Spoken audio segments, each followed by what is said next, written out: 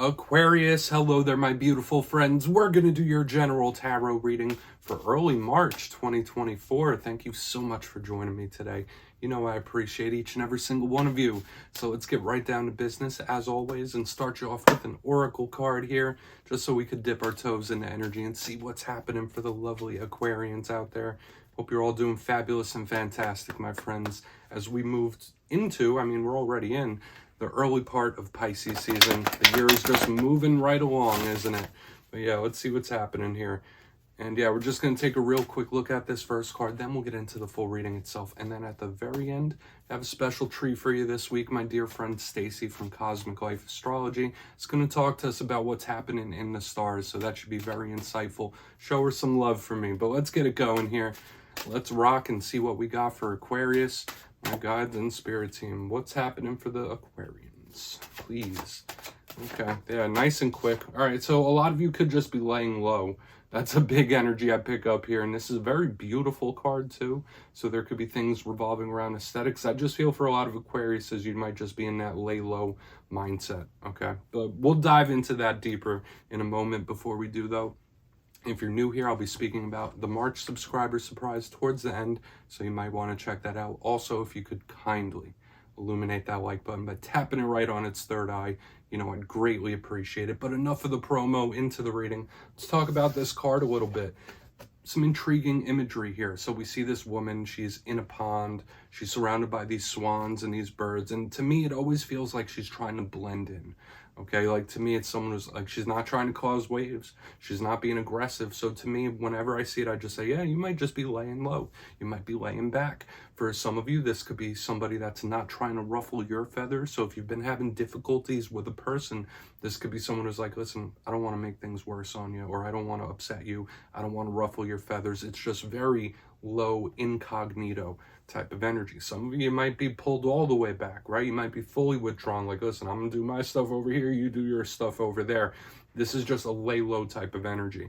Now, it does also tie into aesthetics for me because it is so beautiful. So for some Aquarians, maybe you're changing up your look in some way, or maybe you're changing something about your style. There could be something about the way you present yourself to the outer world when this card is here. So we're just going to put it down. It is what it is, right? And let's get into tarot now. And I always say this first card, it doesn't make or break the reading. It's just a little footnote. Let's get you 3 cards in the upright. Then we'll get into that intuitive juiciness. So let's shuffle it up one time for my Aquarians, please, my guides and spirit team. Talk to me. And while we do, let's talk about last week's reading, my friends. It was lovely, if I do say so myself. The reading was titled An Unexpected Win. So I really hope you had one, right? And wins come in all different shapes and sizes. Sometimes it could be monetary. Sometimes it could be in regards to relationships. It could be any number of different things. And that energy could still bleed over regardless of what shows up this week. So I really do wish you all the wins, my friends. But yeah, let's get it going and see what we have for you this week. As you know, energy is very fluid, never set in stone. So only take this how it hits for you, because we could be seeing your vibe or someone that you're linked to. So let's get it going here. What do we have for the Aquarians in early March? We're about to change seasons very soon. Oh, okay. We have the Tower in position number 1, like the total opposite. It's like we have this lay low energy and the Tower. So starting off with a bang, shocking type of energy. Okay. So let's just put that there. I'm an optimist. Towers don't always have to be a challenge. We're just starting fast. And I will say that for all the air signs, every single air sign had a very powerful card starting it off. So it's moving quick. Let's get a couple more. Thank you. All right, we do have the 8 of Swords here in position number 1. Oh, someone's stressing something. Somebody stressing something. Okay, let's get one more out here. Then we'll really start to piece this together. Okay, I can't wait to see what's happening here. What's happening? Now the deck wants to be specific. All right. These tarot decks have a mind of their own sometimes. And for anyone new here, I only read jumpers. Okay, so you're going to have a bonus here. We got double 8s in the mix, as well as a Tower. So we have to talk about this. But you do have the 3 of Cups here on the back end. This is a very good celebratory, happy energy here. So what's the issue? That's what I'm asking. If we do have this good, positive energy, what's all this? What's all this action here, Aquarius? You're going to have to explain it to me. But let's go through. I'll give you some of the classical meanings and archetypes, and we'll get into that juicy intuitive stuff. First look, first glance, I'm looking over here. Obviously, I can't take my eyes off this tower. Notice we have repeating numbers. We have double eights. We also have that good 3 of cups on the back end, so it's like a tale of 2 readings happening here, especially with what we have here on the back end. These are all very positive. This is a little jarring to me in the front. So let's go through one by one and really start to build this out. Position number 1, our good friend, I mean, if we should call it that, the tower. Now, for some of you, it is a shocking situation of some sort, or just something that comes in as a shock, right? Even good towers come in as a shock. That's just like the name of the game when this energy's here. It's explosive. It could be volatile. All that stuff that I mentioned from time to time. And even with the 8 of Swords next to it, maybe you're trying to avoid a tower. It's like that could be it, especially next to this. So there could be something you're tiptoeing around or laying low like we already saw. But generally, the tower could be somebody hitting the reset button, saying like, okay, well, that system isn't working, need to start from scratch, or yeah, that didn't work, bring in the tower. It's like giving me that type of energy. So hopefully this is a good positive tower where something goes surprisingly well. Remember, last week's reading was an unexpected win. So we very well could have a really positive tower, but a thing that I always have to mention about it as well is it could be a little destructive. So we really want to clarify it and see what it is. Tower energy is also similar to the Ace of Wands, where this could represent your libido. So for some of you, this tower could just be you running hot in one way or another, right? We'll keep it PG. Moving to the center, we have the 8 of Swords, the first of our repeating 8s. And you see this individual, like blindfolded, hoodwinked, surrounded by the 8 different swords. So this could be someone that's overthinking quite a bit. I often feel like this is an energy of being trapped or imprisoned in one way or another, whether it's like feeling like you're prisoned within a home or a prisoner within your own mind. This is someone that's really going through it. This is a very stress-induced, nervous type of energy. The good thing about it is that it's not permanent. It's very quick. It moves through fast.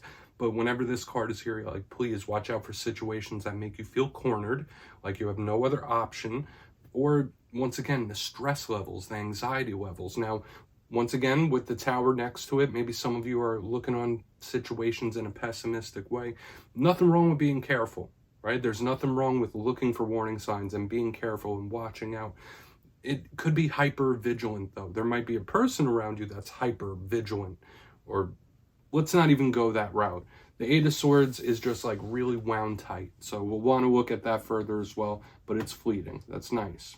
That's the nice part of it, at the very least. Moving to the back end, we have our second repeating 8.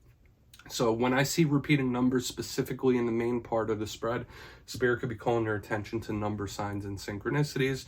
I mean, 8s, they're like a very karmic number. When you turn them on their side, they're like the infinity symbol. I know 8s in numerology could represent abundance and material wealth as well, so that could be a good thing. But the 8 of Pentacles is nice. This is somebody getting their energy out. This could represent work. So for some of you, it could be work and career situations going on. There could be something you are very diligent towards, where you want to put a lot of energy into it. You want to put a lot of effort into it with the 8 of Pentacles. It's a really good card. Now, as with every single card, there's positive and challenge. A challenge of the 8 of Pentacles could be someone that's either, one, not trying hard enough, or this is like workaholic type of energy where someone does the most. It's like one or the other. Either someone not doing enough or they're doing the damn most. On the back end, you have the 3 of Cups. Beautiful energy. When I see this, I don't think, oh, third party this, third party that. 3 of Cups to me is celebratory. It's happy. It's victorious. It's winning. So when I'm seeing this little mixture of stuff, especially here in the front, and I have the 3 of Cups, maybe this is a good sign. Maybe this is a good tower coming in. 3 of Cups could be partying, could be get-togethers and stuff like that as well. Some of you might need to have fun and cut loose a little bit with that there. But I want to dive deeper on all of it. Let's jump in and clarify. Let's get a good shuffle here for my Aquarians, please, my gods. Talk to me. What's happening? And yes, this is where I go intuitive with the message, which means I just tell you how it feels to me. So feel free to do further research or rely on your base knowledge of tarot, because as you know, every single reading is about the reader's interpretation, and I'm just giving you mine. Let's go in on that tower. And yes, if you're a reader yourself, please feel free to play along. That's why the box is here. If you're feeling any messages you want to give to Aquarius, you could drop it in the comments. I don't mind at all. All right, tower time. And while we get this last card out, my friends, if you've been inquiring about a personal reading with me, my March calendar has been updated, so you could check that out in the description. No pressure. I just know a lot of people ask. Let's see. Hanged Man in reverse. I mean, this is almost unavoidable type of energy. It could be something where it's like, all right, well, I didn't think I'd ever hear from that again, or I thought I'd never hear from that person again. It like comes in like that. And I'm just using that as an example. Hanged Man in reverse is movement, it's action, it's things being revealed. And it's something that may have been stuck for quite a while as the Hanged Man. When it's in reverse, it's like kaboom. It's like all at once. So for some of you, this could either be a person that might make you feel a little overwhelmed. Remember, this could tie into Scorpio. This could tie into Virgo energy as well. But when I see the Hanged Man in reverse underneath the tower, it's like, oh, get ready for it. Okay? Get ready for this shocking tower. And we'll discern as we move along whether this is a positive one or a shocking situation that you need to watch out for. But it's like, you ever know when things are quiet for a while? Like it's quiet, quiet, quiet. This energy to me is like, all right, silence, silence, silence, kaboom. It's like explosion. Like shocking energy just out of nowhere. So whether this is a person or you just discern whatever it is you might be going through, this tower drops in quickly. Okay, and I want to see as we move further whether this is a positive one or a challenging one. Sometimes towers just need to happen, right? But let's see if it's, I want to see what way it's leaning. For some of you, it could just be a situation that caught you off guard, right? A shocking situation or one that popped up where it's like, whoa, all right, I wasn't expecting that. Let's see why the Eight of Swords is here. I mean, it doesn't have to be the end of the world. So why is the Eight of Swords in the mix? Thank you. Ten of Pentacles in reverse. Some of you could be having financial stress issues. This could be living situation issues. It could be family issues with the Ten of Pentacles in reverse. And when I see it under here, like the Ten of Pentacles in reverse with the Eight of Swords, this could be someone that doesn't feel very stable at the moment. This is someone that feels like their world has been rocked in one way or another, or the ground beneath them is very shaky. When I see the Ten of Pentacles in reverse, I mean, in the upright, it's very good. Even in reverse, it does have good positive connotations to it. But this is a card of stability. It's a card of like leveling up and stuff like that. When it's in reverse, it's like, ooh, whoa, like the ground is shaking. So that is something to really watch out for in this time, Aquarius. If that's not your energy, this could be someone you're connected to. They're very anxious. They're extremely nervous. They feel like the ground beneath them is very shaky. Now, if there are towers popping off, if there are towers happening, it's understandable why they might be feeling this, okay? And specifically, watch out for like work shakeups, monetary things. Just keep a close eye on stuff like that. And for some of you, it could just be like family extension as well, because the Ten of Pentacles is a card of the family. So let's keep moving over to the Eight of Pentacles. We're not going to live there too long. It is what it is. We're not going to stay put right in the center. So let's go in on that Eight of Pentacles, then we'll do a quick recap before we get into your astrology segment. So why is it here, my gods? You know me, I like to see the silver lining. I feel for a good chunk of you, this isn't you stressing. I mean, for some of you, it could be, though. Really depends. So why is this Eight of Pentacles here? Thank you. Okay, Wheel of Fortune in reverse. Now this is somebody that has a good head on their shoulders here on the back end. Wheel of Fortune in reverse underneath this Eight of Pentacles. This could be certain cycles that are going to repeat for a lot of Aquarians in this time. So just keep that in mind. There could be, whether it's people, places, things, there could be certain cycles that are going to like swing back around and possibly return or repeat. Been seeing that for air signs as well. But I do feel like this represents somebody that has a really good head on their shoulders, where it's like, okay, I'm going to make my own luck. Okay, I don't believe in all this and that. I make my own luck. When luck is fighting against me, when life gives me lemons, I make lemonade. And then I make a lemon pie too. It's like giving me that kind of energy, which is nice. Now the Wheel of Fortune in the upright, beautiful. It's a luck charm. Same could be said even with it in reverse, right? But remember, this is karmic card of cycles, of shifts, of changes. When I see it in reverse underneath this Eight of Pentacles, some of you might be making big changes in your career and job. Okay, and we did kind of see that here in the middle, so there might be nerves surrounding that. But I feel like this is a person that has a really good head on their shoulders. Okay, lots of determination, can learn from the past cycles, but I still see something or someone possibly swinging back around when this energy's here. So better ending. That's one thing I will say, that we have a much better ending energy than we did have in the beginning. But let's go through. I'll give you a quick recap, then we'll get into your astrology segment. If you kindly look in the box, position number 1, we got this big old tower chilling right there, clarified by the Hanged Man in reverse. And I did say it almost feels unavoidable here. For some of you, it could be a situation that completely caught you off guard. Very shocking type of situation energy here.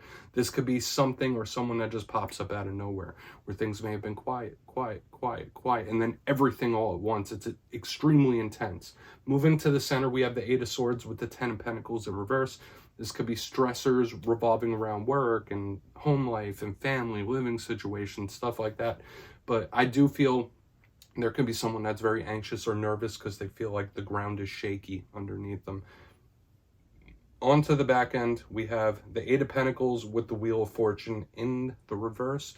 Not a terrible energy.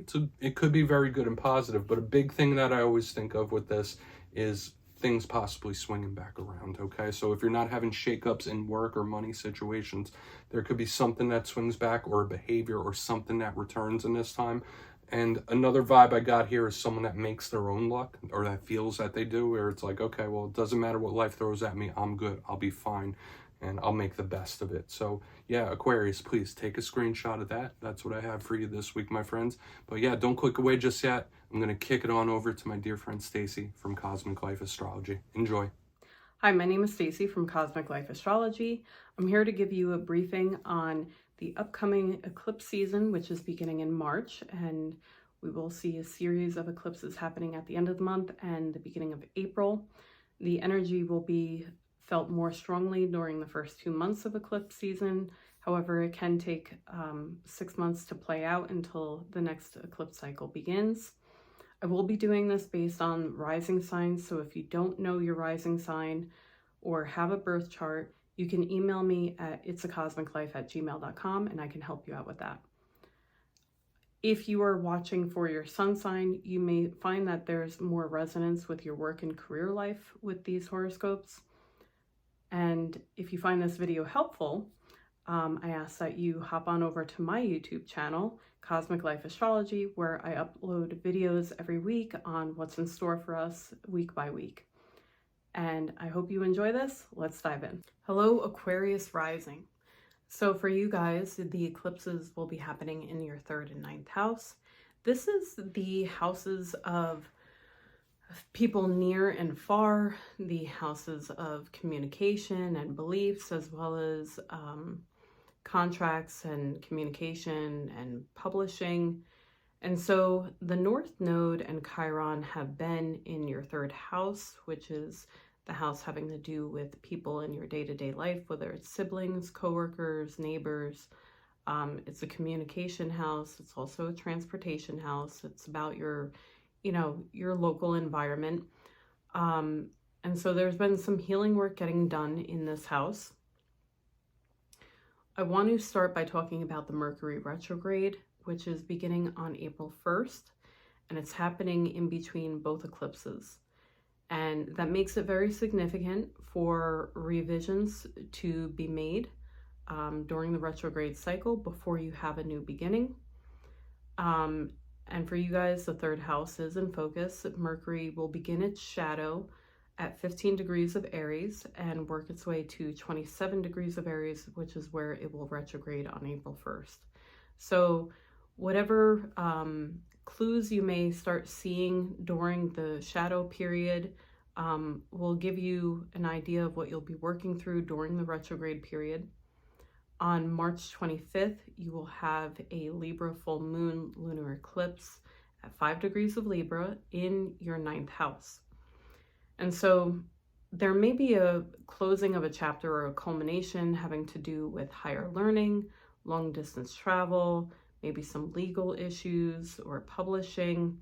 And it will be trining Pluto in Aquarius, which is in your 1st house.